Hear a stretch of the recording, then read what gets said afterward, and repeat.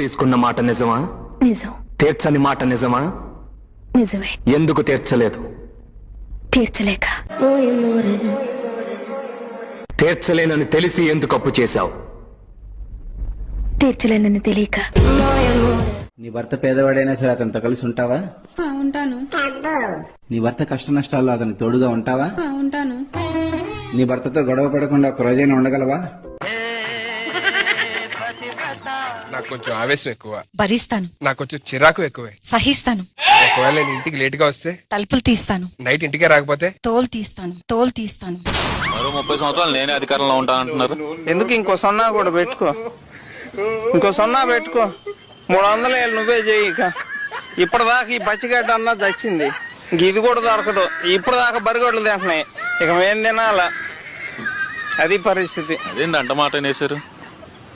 జరిగేది నేను ముందుగా చెప్తే ఇంతే ఉంటది. బ్రహ్మం గారు చెప్తే బ్రహ్మాండంగా ఉంటది, కిరణ్ చెప్తే చండాలంగా ఉంటది, అంతేగా.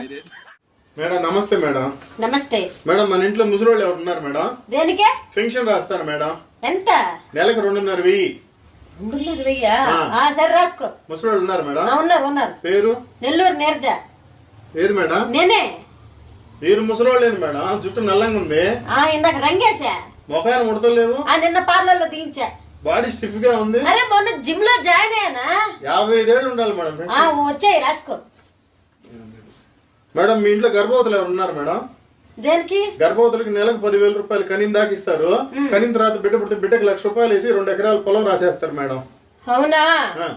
సరే ఆ పేపర్ ఇట్టి ఇప్పుడు రాసుకో. చెప్పండి మేడం. నెల్లూరు నీరజ.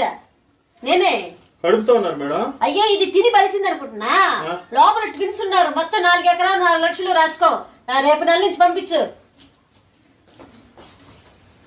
అమ్మా వాడు పెన్షన్ కోసం టెన్షన్ లేకుండా అబద్ధాలు. ఈ song mix by DJ Harish from Nellore. ఏంటి సైలెన్స్ అసలు?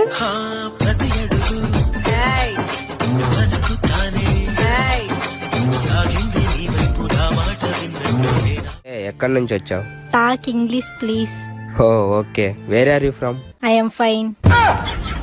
ఏంటంటే ఈ మధ్యన రావట్లేదు, నన్ను మర్చిపోయారా? భలేవారే, మొన్నంతా మీరే గుర్తుకొచ్చారు. మరి నిన్న గుర్తురాలదా? నిన్న జూకి వెళ్ళలేదుగా. అమ్మాయికి సిగ్గు ఎక్కువ, నోటంటే మాటే రాదు. ఏదన్నా మాట్లాడమ్మా పర్లేదు. ఏమండి ఏమని అడగండి పర్లేదు. మీది విగ్గు కదా?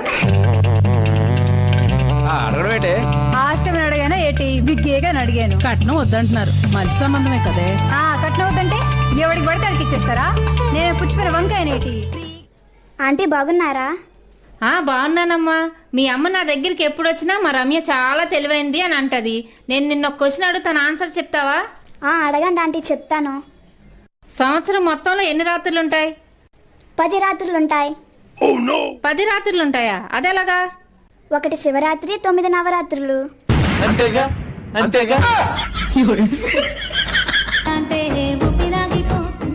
మీరు చాలా అందంగా ఉంటారండి. అయ్యో, ఒక చిన్న అబద్ధానికి ఇంత సంతోషపడుతున్నారు. రోజు రోజుకు మస్తు అందంగా అవుతున్నావురా. నువ్వు అవ్వచ్చు. ఎట్లా?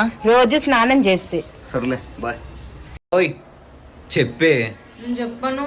ఒక్కసారి చెప్పే. నేను చెప్పను పో. అబ్బా చెప్పే, ఏం కాదు. నేను చెప్పను, నాకు సిగ్గు అవుతుంది. ఏ సిగ్గు గిగ్గు ఏం లేదే, చెప్పు ఏం కాదు. చెప్తున్నా. సబ్స్క్రైబ్ చేసుకోండి ఫ్రెండ్స్. మళ్ళా